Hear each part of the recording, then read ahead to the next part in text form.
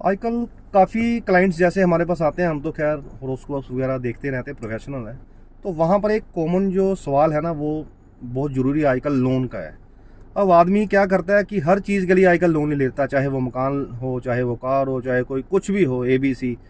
अब कई बार क्या हो जाता है कि दिखावे के लिए लोग लोन ले तो लेते हैं, लेकिन वो उतारने मुश्किल हो जाते हैं।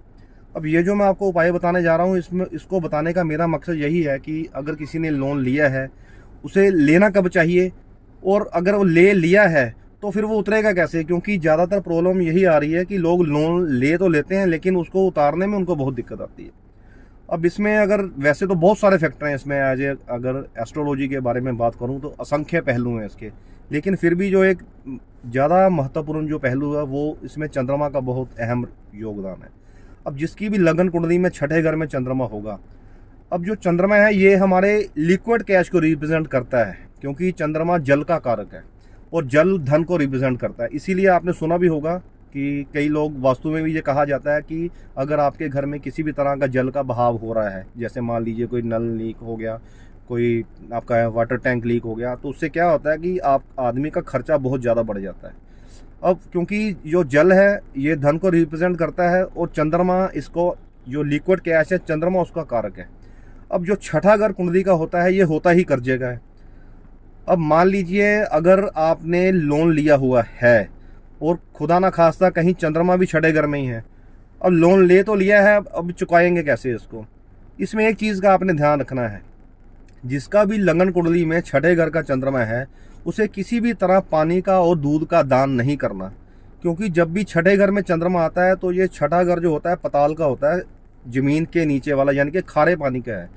अब होता क्या है कि वो छठे चंद्रमा वाला अपनी तरफ से तो वो अच्छा ही कर रहा है, क्योंकि अब नेचुरली सी बात है ना, पानी का मतलब दान करना या दूध का दान करना, इसको हम गलत तो नहीं कह सकते, क्योंकि जल के द्वारा आप लोगों की प्यास बुझा रहे हैं, और दूध के द्वारा चलो और लोगों का पेट भी भर रहा है, मतलब अलग 100 तरह के फायदे हैं इसके। अब वो अच्छा कर रहा है दान, लेकिन अब हो क्या रहा है कि जिसका छठे घर का चंद्रमा है, ये दान करने से उसका लोन कभी भी नहीं उतरेगा। अब बात क्या है कि छठे घर का चंद्रमा खारा पानी को रिप्रेजेंट करता है, यानी कि वो पानी जो पीने के लायक नहीं है। अब उसी पानी का आप छबील लगा रहे हो या दूध का दान कर रहे हो। अब आप तो फायदा कर रहे हो लोगों का, लेकिन एक्चुअली में वो लोगों का फायदा नहीं हो रहा, वो लोगों का नुकसान ही हो रहा है। क्योंकि खारे पानी और खराब दूध से किसको फायदा होगा। इसलिए अगर आपका लगन कुंडली में छठे घर में चंद्रमा है, तो सबसे पहला काम तो यही करना है आपने कि पानी का दान नहीं करना और दूध का दान नहीं करना। और नंबर 2, जिनका छठे घर में चंद्रमा होता है ना, एक्चुअली में इनको एक और बहुत ज़्यादा आदत होती है, ये नहाते वक्त बहुत ज़्यादा समय लगाते हैं। आप किसी छठे का चंद्रमा उठा के देख लेना कुंडली में, इनको क्या होता है कि बाथरूम में बहुत ज़्यादा टाइम लगाते हैं, अब पानी वेस्ट करते हैं वहाँ पर। अब इनका पहले ही छठे घर में चंद्रमा है, अब पानी जितना ज़्यादा ये पानी वेस्ट करेंगे उतना ज़्यादा ही इनका खर्च बढ़ेगा, धन रुकेगा नहीं इनके पास कभी भी। क्योंकि चंद्रमा की नेचर आपको मालूम है ना, आपने देखा होगा रात को कभी चंद्रमा कहीं होता, कभी कहीं होता, कभी कहीं होता है, मूवेबल है, उसको एक जगह टिकने की आदत है नहीं। वैसी ही आदत माया की है। माया को भी बोलते हैं ना कि माया कभी एक जगह टिकती नहीं है, चलती रहती है। अब छठे चंद्रमा वाले को चाहिए भी ऐसी कि इसको चलाते रहना चाहिए। अब लेकिन अगर छठे चंद्रमा वाला अगर ये सब दान करेगा या पानी वेस्टेज करेगा, तो चंद्रमा फिर उसका धन टिकने नहीं देगा। इसलिए अगर ऐसी कोई प्रॉब्लम आपको भी है, तो सबसे पहला काम तो आपने यही करना है कि पानी का दान और दूध का दान बंद करना है, ठीक है। और नंबर 2, आपने क्या करना है कि बाथरूम में ज़्यादा टाइम नहीं लगाना, और अपने घर में भी किसी भी तरह की पानी की लीकेज नहीं होनी चाहिए आपके। और नंबर 2, नहाते वक्त पानी ज़्यादा वेस्ट नहीं करना आपने। अब एक और फैक्टर आ सकता है इसमें। अब ये जरूरी तो है नहीं कि जिसका छठे में चंद्रमा है उसी ने लोन लिया होगा, अब वो है नहीं ना जरूरी है।